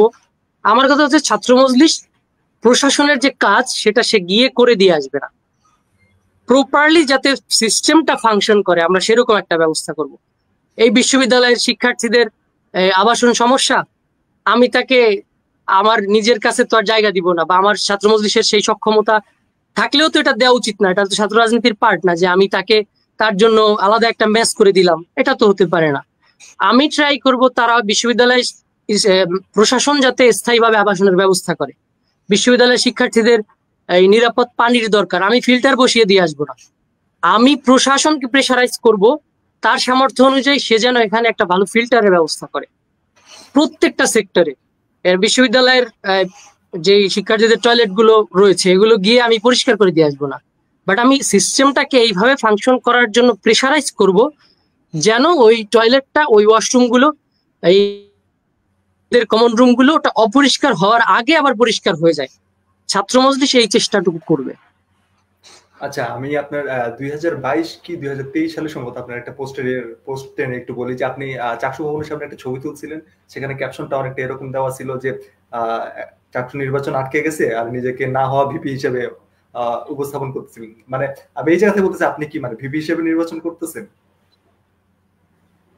বা করবেন? ইসলামী ছাত্র মজলিস যদি ওই একক প্যানেলের সিদ্ধান্তে থাকে, আমি যেহেতু সংগঠনের কারেন্ট প্রেসিডেন্ট হিসেবে দায়িত্ব পালন করছি, তো সংগঠনের নেতাকর্মী যারা দায়িত্বশীল বা কর্মী আমাদের যারা রয়েছেন তাদের পছন্দের, তাদের মতামতের ভিত্তিতে এবং সংগঠনের কেন্দ্রীয় নির্বাহীর সিদ্ধান্ত অনুযায়ী যদি আমাকে ভিপি পদে মনোনয়ন দেওয়া হয়, আমি অবশ্যই নির্বাচন করব। অন্য কোনো পদে দেওয়া হলে আমি সেখানেই করব।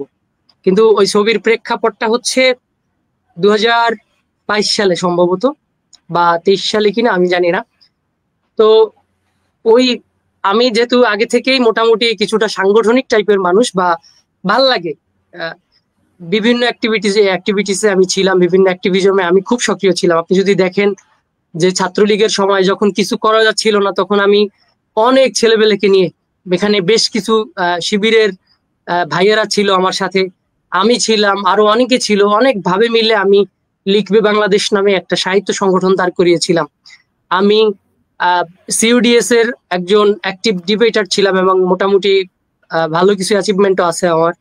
এরপরে সবকিছুতে সাংস্কৃতিক অঙ্গনে, আমি কালচারাল অঙ্গনে যদি দেখেন আমার আলহামদুলিল্লাহ বেশ কিছু বিচারণ আছে। আমি দেশের জাতীয়, ন্যাশনাল, একেবারে মেইন স্ট্রিম অনেক টেলিভিশনে অনেকবার পারফর্ম করার সুযোগ আমার হয়েছিল। আমার ন্যাশনাল অ্যাওয়ার্ড আছে শিল্পী হিসেবে। এরপরে বক্তা হিসেবে আমি জাতীয় পর্যায়ে পুরস্কার প্রাপ্ত একজন মানুষ।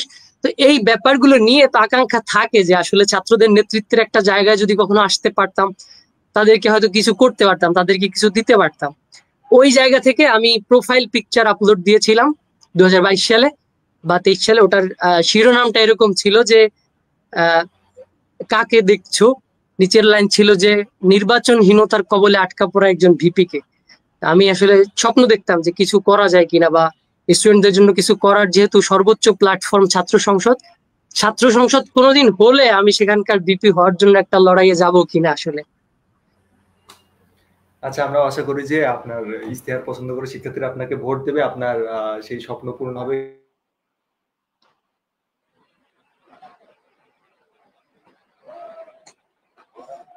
একটু বলি, সেটা হচ্ছে যে অমুসলিমরা কি আপনার সংগঠনে যুক্ত হতে পারবে কিনা, বা সেই ক্ষেত্রে আপনাদের রুলটা কি আসলে? এখানে আমাদের সংগঠন কাজ করে, দুইটা সিস্টেম আছে এখানে কাজ করার। একটা হচ্ছে আপনার অভ্যন্তরীণ সাংগঠনিক সিস্টেম, আরেকটা হচ্ছে এর বাইরে ছাত্র কল্যাণমূলক কাজ করি আমরা। বা শিক্ষার্থীদের, আপনি যদি ছাত্র মজলিসের কার্যক্রমগুলো দেখেন, আমাদের প্রশিক্ষণ কর্মসূচিগুলো যদি আপনি আমাদের সংবিধান বা কার্যপ্রণালী যদি পড়েন, তাহলে দেখতে পাবেন যে সেখানে শিক্ষার্থীদের ব্যক্তি উন্নয়নের জন্য আমাদের speakers forum, cultural forum, skills development programme সহ আরো বেশ কিছু কার্যক্রম রয়েছে, বেশ কিছু কর্মসূচি আমাদের রয়েছে। অমুসলিম শিক্ষার্থী ভাই বন্ধু যারা রয়েছে, তারা ইসলামী ছাত্র মজলিসের এই যে কাজগুলো রয়েছে, অর্থাৎ এই ব্যক্তি উন্নয়ন কেন্দ্রিক, ব্যক্তির দক্ষতা উন্নয়ন, মানে দক্ষতার যোগান কেন্দ্রিক, এবং পলিটিক্যালি, যেমন এই যে আপনি দেখেন চাকসুতে আমি যদি প্যানেল দিই, সেখানে অবশ্যই আমার যে কোনো অমুসলিম ভাই বন্ধু সেখানে সাদর স্বাগতম, সেখানে তাদেরকে এইখানে তারা থাকতে পারবে। কিন্তু বিশ্ববিদ্যালয়ের আমার সংগঠনের অভ্যন্তরীণ সিস্টেম যেটা, যে আমাদের 4টি ধাপ রয়েছে, 4টি পর্যায়ে রয়েছে সংগঠনের জনশক্তির: প্রাথমিক সদস্য, কর্মী, সহযোগী সদস্য বা সদস্য। এই ক্ষেত্রে তারা ইনক্লুডেড থাকতে পারবে না, যেহেতু সে অমুসলিম, সে ইসলাম ধর্মকে মেনে নিয়ে তার এই কার্যক্রমগুলো করতে হয় ইসলামী ছাত্র মজলিসে, তো সে তার ধর্মীয় জায়গা থেকে এই কাজগুলো করতে পারবে না। তবে ছাত্র মজলিসের ছাত্র কল্যাণমূলক, ছাত্রদের দক্ষতা উন্নয়নমূলক কিংবা রাজনৈতিক মাঠ পর্যায়ের যেসব কর্মসূচি, যেসব কার্যক্রম আমাদের রয়েছে, তার প্রত্যেকটিতে অমুসলিম যে কোনো শিক্ষার্থী, যে কোনো ভাই বন্ধু আমাদের সাথে যুক্ত থাকতে পারবে। এবং অমুসলিম যারা কেউ যদি এখানে আসে, আমি আমাদের সংগঠনের জায়গা থেকে চেষ্টা করি তাদেরকে আরো অন্যদের উপরও মর্যাদা দেওয়ার, যেহেতু সে অমুসলিম হওয়া সত্ত্বেও একটা ইসলামী ছাত্র সংগঠনের থেকে কিছু নেয়ার জন্য বা ইসলামী ছাত্র সংগঠনের হয়ে কিছু করার জন্য নিজের আগ্রহ রয়েছে। ওই জায়গাটা থেকে আমরা চেষ্টা করি একজন মুসলিম ভাই বোনের চেয়েও অমুসলিম কোনো শিক্ষার্থী যদি এই কার্যক্রমগুলোতে আসে, তাকে আমরা বেশি স্পেস দেওয়ার চেষ্টা করব।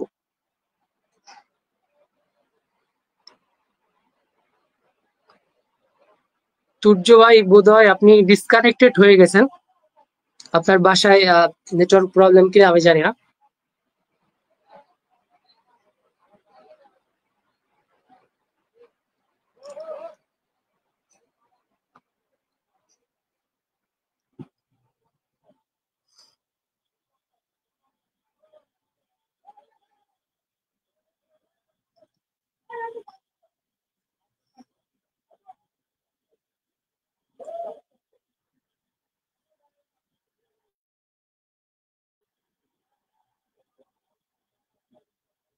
আচ্ছা, আমি এই ক্ষেত্রে, যেহেতু আমার মনে হয় সূর্য ভাই ডিসকানেক্টেড হয়ে গেছে, তার বাসায় হয়তো বা ওয়াইফাই এর প্রবলেম আছে। যেই একটা আলাপ হচ্ছে, আমি পুরোপুরি দিতে পারি নাই তখন, এটার যে বাকি অংশ সেটা যদি আমি এখন বলি, যে বিশ্ববিদ্যালয়ের চাকসু নির্বাচনের যে গঠনতন্ত্রটা এখন বর্তমানে রয়েছে, ওই গঠনতন্ত্রে আমার বয়স সীমা বাদেও আরো কিছু ব্যাপারে আমাদের সাংগঠনিক অবস্থান ইতিমধ্যে স্পষ্ট করেছি, যে আসলে দপ্তর সম্পাদক হিসেবে পুরুষদের জন্য এটাকে সংরক্ষিত আসন হিসেবে, সংরক্ষিত পদ হিসেবে রাখা হয়েছে। আমরা মনে করছি দপ্তর সম্পাদক হিসেবে একজন নারী আসতে পারবে না, একজন পুরুষই আসতে হবে। এটা আসলে হতে পারে না, বা গঠনতন্ত্রের মধ্যে এটা ইনসাফ মনে করি না আমি এটাকে। তো এই ক্ষেত্রে আপনি যেহেতু আপনার গঠনতন্ত্রের মধ্যে একজন ভিপি কে নারী পুরুষ সব হতে পারবে, একজন নারী সে ভিপি হতে পারবে, সে জিএস হতে পারবে, সে এজিএস হতে পারবে। আপনি একজন নারীকে যেহেতু তার সক্ষমতা অনুযায়ী বিচার করছেন যে সে ভিপি হওয়ার যোগ্যতা রাখে, জিএস হওয়ার যোগ্যতা রাখে, এজিএস হওয়ার যোগ্যতা রাখে, তাহলে সে এই অফিস সেক্রেটারি পদ যেটা, অর্থাৎ দপ্তর সম্পাদক বা সহ দপ্তর সম্পাদক হওয়ার যোগ্যতা তার কেন থাকবে না, বা সে কেন পারবে না হতে, কোন যুক্তিতে সে পারবে না, কিসের ভিত্তিতে পারবে না? এই জায়গা থেকে আমরা এটার সাথে একেবারেই দ্বিমত পোষণ করি। এরপরে আরো অনেকগুলো ব্যাপার রয়েছে এখানে, যদি পদগুলোর দিকে দেখি, পদ বিন্যাস যেভাবে হয়েছে, প্রত্যেকটা সম্পাদকীয় পদে একজন করে সহ সম্পাদক নেওয়া হয়েছে। আমি মনে করি না প্রত্যেকটা ক্ষেত্রে প্রত্যেকটা কাজের জন্য একজন সম্পাদকীয় পদে সম্পাদক থাকার পরেও তার সেই কাজ করার জন্য আরেকজন সহ সম্পাদক দরকার। যেমন আপনি যদি দেখেন দপ্তর সম্পাদকে একজন সহ দপ্তর সম্পাদক রয়েছে, দপ্তর সম্পাদক থাকার পরে এখানে সহ দপ্তর সম্পাদকের কাজটা আসলে কি। এরপরে আপনি যদি মনে করেন একজন উদ্ভাবন ও গবেষণা সম্পাদক রয়েছে। তুর্য ভাই, আপনি কি শুনতে পাচ্ছেন? হ্যাঁ, আমি এখন শুনতে পাচ্ছি। আমি আবারও দুঃখ প্রকাশ করতেছি, এবার আশা করি সমস্যা হবে না। আচ্ছা আচ্ছা, আমি ওই একটা ব্যাপারে কন্টিনিউ করতেছিলাম। এই বিষয়ে এটা শেষ করুন, তারপর আমি পরবর্তী প্রশ্ন আসতেছি। আপনি আমাকে দেখতে পাচ্ছেন? হ্যাঁ, ঠিকঠাক আছে। আচ্ছা, তাহলে আমি এই ব্যাপারটা ক্লিয়ার করতেছিলাম যে হচ্ছে আপনি যেহেতু গঠনতন্ত্রের কথা বললেন, ওটার আলাপটা শেষ হয় নাই তখন। যে দপ্তর সম্পাদকে নারীর ব্যাপারে অলরেডি কথা বলেছি, আপনার উদ্দেশ্যে আর বলতে চাই না, দর্শকরা অলরেডি শুনেছেন। আর প্রত্যেকটা পদের সহ সম্পাদক প্রয়োজন আছে বলে আমি মনে করি না। উদ্ভাবন ও গবেষণা সম্পাদক, সেখানে আবার আরেকজন সহ সম্পাদক, দপ্তর সম্পাদকের একজন সহ সম্পাদক, ক্রীড়া ও খেলাধুলা বিষয়ক সম্পাদকের আবার আরেকজন সহ সম্পাদক। এভাবে আমি মনে করি একদম অহেতুক, কোনো কাজেরই না এই পদগুলো, এতগুলো সহ সম্পাদক পদ রাখা হয়েছে। এর বিপরীতে আপনার অনেকগুলো সম্পাদকীয় পদ আমার মনে হয় যেগুলো গুরুত্বপূর্ণ সেগুলো বাদ পড়েছে। কারণ আপনি আইন বিষয়ক সম্পাদক দরকার ছিল, আইন বিষয়ক সম্পাদক রাখা হয় নাই। তারপরে হচ্ছে আপনার আন্তর্জাতিক বিষয়ক সম্পাদক রাখা হয় না। একটা বিশ্ববিদ্যালয় ছাত্র সংসদে আন্তর্জাতিক বিষয়ক সম্পাদক থাকবে না, এটা তো হতে পারে না। এরপরে আপনি যদি দেখেন আর হচ্ছে যোগাযোগ ও আবাসক বিষয়ক আবাসন বিষয়ক সম্পাদক একজন রাখা হয়েছে। তো যোগাযোগ এবং আবাসন এই দুইটা ভিন্ন বড় দুইটা সেক্টর। এক্ষেত্রে আমি মনে করি আবাসন বিষয়ক সম্পাদক আলাদা একজন দিয়ে এরপরে অন্য যেটা রয়েছে আমাদের পরিবহন বিষয়ক সম্পাদক দেওয়া উচিত ছিল। এরকম এই ব্যাপারগুলোতে পরিবর্তন আনা একেবারেই জরুরি ছিল গঠনতন্ত্রে আসলে। হ্যাঁ, এই বিষয়ে মোটামুটি আপনার সাথে একমত যে এরকম মানে আরো আরো অনেকগুলো বিষয় এখানে সংযোজন বিয়োজনের ব্যাপার আছে। তবে আমরা দর্শকদের থেকে একটা প্রশ্ন নিয়ে নেই এই বিষয়ে। আমি একটু পরে অবশ্যই আসতাম আপনার কাছে, যে সুমাইয়া শিকদার সহ অন্যান্য নারীদের হানি সম্বোধন করাকে আপনি কিভাবে দেখেন, বা আমি এর সাথে আরেকটু যোগ করি, সেটা হচ্ছে যে এই যে তাদের বহিষ্কার করা, এই পুরো বিষয়টাকে আপনি কিভাবে দেখেন কিংবা আপনার সংগঠন কিভাবে দেখেন? প্রথমত, একজন নারী শিক্ষার্থীকে বিশ্ববিদ্যালয়ের একজন প্রশাসনিক কর্তা, একজন শিক্ষক, প্রশাসনিক কর্তার চেয়ে বড় কথা হচ্ছে একজন শিক্ষক, তারই ছাত্রীকে সে এত বাজে একটা শব্দে সম্বোধন করছেন, এটা একেবারেই মেনে নেওয়ার মতো না। এটার ব্যাপারে আমরা তখন ছাত্র মজলিস থেকে নিন্দা জানিয়েছি। আমি তখন এটার বিরুদ্ধে ব্যক্তিগতভাবে কথা বলেছি, ছাত্র মজলিসের হয়ে কথা বলার ট্রাই করেছি আমরা। এটা কোনোভাবেই মেনে নেওয়ার মতো না একজন বিশ্ববিদ্যালয় শিক্ষকের কাছ থেকে। দ্বিতীয়ত, আপনি যেটা বললেন যে নারী শিক্ষার্থীদের বহিষ্কারের ব্যাপারে, নারী শিক্ষার্থীদের বহিষ্কারের ব্যাপারে আমরা আমাদের অবস্থান আগেও স্পষ্ট করেছি। যেই নারী শিক্ষার্থী বিশ্ববিদ্যালয়ের সহকারী প্রক্টরের গায়ে হাত তুলেছেন, তার ব্যাপারটা বাদে তাকে বিশ্ববিদ্যালয় বহিষ্কার করতে পারে, এটা বা তার ব্যাপারে বিবেচনাধীন, আমি তার ব্যাপারে বলবো না। বাকি যে 8 জন ছাত্রীকে আপনি বহিষ্কার করলেন, কারণ হিসেবে দেখালেন যে হচ্ছে আপনি বিশ্ববিদ্যালয়ের শৃঙ্খলা ভঙ্গের কারণে। একজন সহকারী প্রক্টরের সামনে গলা উঁচু করে উচ্চ স্বরে কথা বলাটা যদি বিশ্ববিদ্যালয়ের শৃঙ্খলা বিরোধী কর্মকাণ্ড হয়, বিশ্ববিদ্যালয়ের মান চলে যায়, এটাতে অপরাধ করেছে, আপনি অপরাধ অনুযায়ী শাস্তি দেন। এটার জন্য কাউকে 2 বছর বহিষ্কার, 6 মাস বহিষ্কার করতে পারেন না, বিবেচনা করতে পারেন। কিন্তু এইটার জন্য যদি আপনি বিশ্ববিদ্যালয়ের সহকারী প্রক্টরের সামনে উচ্চ কণ্ঠে কথা বলার জন্য যদি আপনি বা ওরকম একটা সিন ক্রিয়েট করার জন্য যদি আপনি তাকে এত বহিষ্কারের মতো একটা জটিল সিদ্ধান্তে যান, আমরা তো দেখেছি ভিডিওতে কোনো এক শিক্ষার্থী বললেন যে তিনি বিশ্ববিদ্যালয়ের ভিসি কে সামনে বললেন যে হচ্ছে আপনি নিজের যোগ্যতায় বসেন নাই, আমরা বসিয়েছি, আপনি আপনার যোগ্যতায় বসেন নাই। তাহলে যে তার তো বহিষ্কার আদেশ আমরা দেখলাম না, তার তো অন্য কিছু দেখলাম না। তাহলে আপনি ইনসাফটা কই করলেন, কোথায় করলেন? সুতরাং নারী শিক্ষার্থীদের বহিষ্কারের ব্যাপারটা একেবারেই ইনসাফ হয় নাই, ন্যূনতম ইনসাফ হয় নাই আমরা বিশ্বাস করি। আচ্ছা, আপনার কাছে আরেকটা প্রশ্ন হচ্ছে যে ভাইয়া আপনি কোন ইয়ারে পড়েন? সাইফুর রহমান ভুইয়া প্রশ্নটা করছে আপনাকে। আমি অনার্স ফাইনাল ইয়ারে অর্থাৎ 4th ইয়ারে পড়ছি। আগামী মাসে আমার ইয়ার ফাইনাল পরীক্ষা হওয়ার কথা। আরবি সাহিত্য বিভাগ, চট্টগ্রাম বিশ্ববিদ্যালয়ে 20-21 সেশন আমার, এবং আমি অনার্স ফাইনাল ইয়ারে পড়ছি। আচ্ছা ঠিক আছে, এক্সট্রা কোনো কোশ্চেন নাই আমার, আর জাস্ট একটা কোশ্চেন আছে, এটা দিয়ে মানে আমার পক্ষ থেকে এটা আপনার কাছে শেষ প্রশ্ন, যে আমাকে কিংবা যে কাউকে মানে আপনি ছাত্র মজলিস কেন করা উচিত এই বিষয়ে কনভিন্স করবেন কি ব্যাপারে, যে এই জন্য ছাত্র মজলিস করা উচিত? ছাত্র মজলিস এই জন্য করা উচিত যে ছাত্র মজলিস যে আদর্শ, যে মত, যা কিছু ধারণ করে এবং যা কিছুর ব্যাপারে দাওয়াত দেয়, এটা সে শতভাগ পালন করে। তার কথায় এবং কর্মে ন্যূনতম বৈপরীত্য এখন পর্যন্ত নাই। আমি যদি আপনাকে কয়েকটা ঘটনা বা কিছু কিছু ব্যাপার এখানে টেনে নিয়ে বলি, আপনি যদি দেখেন ইসলামী আদর্শের নামে বাংলাদেশে অনেকেই রাজনীতি করছে, অনেক।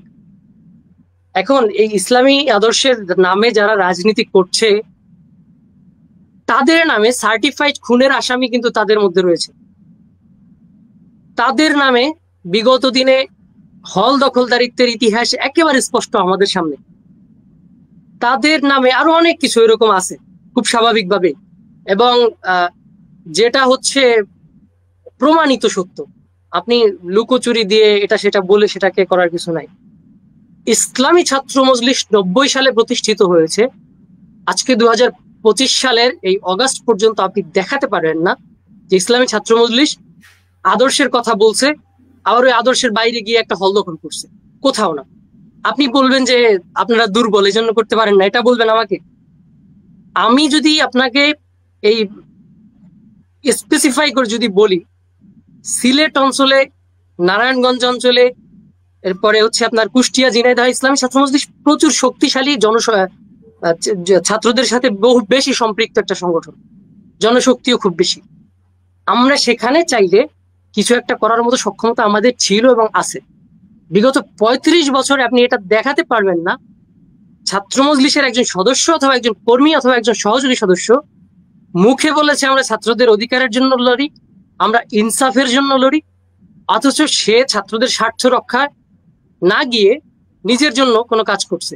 বিশ্ববিদ্যালয়ের একটা সিট দখল করেছে, কোনো একজন শিক্ষার্থী ছাত্র মজলিস দ্বারা নখের আঁচড়ের শিকার হয়েছে, কোনো একজন শিক্ষার্থী ছাত্র মজলিসের রক্তচক্ষুর শিকার হয়েছে। আপনি দেখাতে পারবেন না, বিকজ আমরা যে আদর্শের কথা বলি, ইসলামী আদর্শ ধারণ করি, ইনসাফের পথে মানুষকে আহ্বান করি এবং নিজেরাই ইনসাফ প্রতিষ্ঠার জন্য যে কাজটা করি, শতভাগ সেটা বাস্তবায়নের জন্য আমাদের মুখের কথা এবং প্রায়োগিক ক্ষেত্রে কাজে শতভাগ মিল রেখে ইসলামী ছাত্র মজলিসের মধ্যে ন্যূনতম বৈপরীত্য আপনি পাবেন না। ইসলামী ছাত্র মজলিস একেবারেই প্রকাশ্য, ইসলামী ছাত্র মজলিসের কর্মকাণ্ড আপনার সামনে একেবারেই প্রকাশ্য, এবং ইসলামী ছাত্র মজলিস একজন ছাত্রের ব্যক্তি উন্নয়নের জন্য, দক্ষতা উন্নয়নের জন্য সবকিছুর সাথে কাজ করে। সবকিছু বিচার বিবেচনায় আপনি যখন কম্পারিজনে যাবেন, আমার মনে হয়, এবং আমি শুধু ছাত্র মজলিস করি সেই জায়গা থেকে না, বিবেচনাধীন জায়গা থেকে, নিজের বিচার বিবেচনার জায়গা থেকে মনে করি আদর্শিক দিক থেকে ইসলামী ছাত্র মজলিস সবচেয়ে আদর্শিক সংগঠন বাংলাদেশের। আচ্ছা রুমি, আপনাকে অনেকক্ষণ ধরে শুনলাম, বেশ ভালো লাগলো আমার কাছে, মানে পার্সোনালি বেশ উপভোগ করছি আপনার কথাবার্তাগুলো। তো যাই হোক, আমার প্রশ্ন এই পর্যন্ত ছিল, আমার নিজের থেকে আর কোনো কোশ্চেন নাই, এবং শেষে আপনি নিজ থেকে যদি কিছু বলতে চান। আমি খুব বেশি কিছু বলতে চাবো না। চট্টগ্রাম বিশ্ববিদ্যালয়ের শিক্ষার্থীদের উদ্দেশ্যে বলবো, বা এর বাইরেও সারা দেশের কোনো একজন ছাত্র বা ছাত্রী যদি আমার এই কথাটা শুনে থাকেন, আমরা 24-এর গণ অভ্যুত্থানে যে জন্য জীবন দিয়েছে আমার ভাইয়েরা, যে জন্য আমরা রাজপথে ছিলাম, যে আকাঙ্ক্ষাকে ধারণ করে আমরা আসলে লড়াই সংগ্রাম করেছিলাম, আপনারাই জানেন তার কতটুকু পূর্ণ হয়েছে, কতটুকু অপূর্ণ রয়েছে। সেই হিসেবে গেলে আমাদের আফসোস এবং হতাশা ছাড়াই কিছুই নাই, খুব বেশি অর্জন এখন পর্যন্ত নাই। আপনারা আপনাদের জায়গা থেকে প্রত্যেক শিক্ষার্থী নিজের অধিকার বুঝে নেওয়ার জন্য, নিজের জায়গা থেকে অন্যায়ের বিরুদ্ধে, কোনো ধরনের নিপীড়নের প্রতিবাদে, দখলদারিত্ব, পেশি শক্তি, রক্তচক্ষু এগুলোর বিরুদ্ধে কথা বলার জন্য কোন রকম ভয় ভীতি ছাড়া আপনি ব্যক্তি হলে আপনার ব্যক্তির জায়গা থেকে অবস্থান নিন, আপনি সংগঠন হলে আপনার সাংগঠনিক অবস্থান নিন, আপনি কোনো একটা মহলের সাথে জড়িত থাকলে, কোনো একটা কিছুর সাথে জড়িত কোনো প্ল্যাটফর্মে থাকলে সেখান থেকে সর্বোচ্চ চেষ্টা করবেন বাংলাদেশের একজন শিক্ষার্থী, একজন মানুষ, একজন সাধারণ জনতা নিপীড়নের বৈষম্যের শিকার যাতে না হয়, তার অধিকার হরণ করার দুঃসাহস যাতে কেউ না করে। আপনি আপনার ভয়েসটাকে রেজ করেন, মুখটা আল্লাহর হস্তে বন্ধ করে থাকবেন না। আপনার জায়গা থেকে যেভাবে যে পর্যায়ে কথা বলতে পারেন, যেখানে কথা বলতে পারেন, কথা বলা কখনো বন্ধ করিয়েন না। আপনার কথা বলা বন্ধ করে দিলে সেদিন খুব বাজে কিছু ঘটে যাবে আমাদের সাথে। এই জন্য আমাদের এই স্বাভাবিক ধারা, আমাদের এই নিজের অধিকার, নিজের ইনসাফ যা কিছু সবকিছু টিকিয়ে রাখার জন্য প্রত্যেককে কথা বলতে হবে। ভয় ভীতি রক্তচক্ষু সবকিছুকে উপেক্ষা করেন, কথা বলেন, ইনশাআল্লাহ আমাদের বিজয় হবে সবার শেষে। আচ্ছা রুমি, অনেক অনেক ধন্যবাদ আমাকে সময় দেওয়ার জন্য, এবং যারা দেখলেন তাদেরকে অনেক ধন্যবাদ। এবং যারা পরবর্তীতে দেখবেন তারাও যদি আপনাদের কোনো প্রশ্ন থাকে কমেন্ট বক্সে করে যেতে পারেন, পরে আমি রুমিকে ধরে নিয়ে এসে বলবো যে এখানে উত্তরগুলো দেন, আপনার পরবর্তীতে প্রশ্ন এখানে রেখে যেতে পারেন। আমি যে কোনো সময় তুর্য ভাই আপনি প্রশ্নের উত্তরের জন্য ডাকলে আমাকে পাবেন। আর চট্টগ্রাম বিশ্ববিদ্যালয় এমনিতেই বাকি সব ছাত্র সংগঠনের প্রতিনিধি বা নেতৃত্বের জায়গায় যারা রয়েছেন তাদের সবার চেয়ে আমার নাগাল পাওয়া সবচেয়ে বেশি সহজ।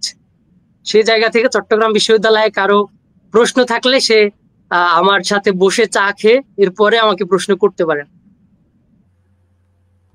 আচ্ছা, আমরা এরকম আশা রাখবো যে নির্বাচন পরবর্তীতে যদি নির্বাচিত হয়ে যায় রুমি, তারপরেও আমরা তাকে এইভাবে অ্যাভেলেবল পাবো। তো যারা দেখলেন, যেখান থেকে দেখলেন, সবাইকে ধন্যবাদ। আল্লাহ হাফেজ।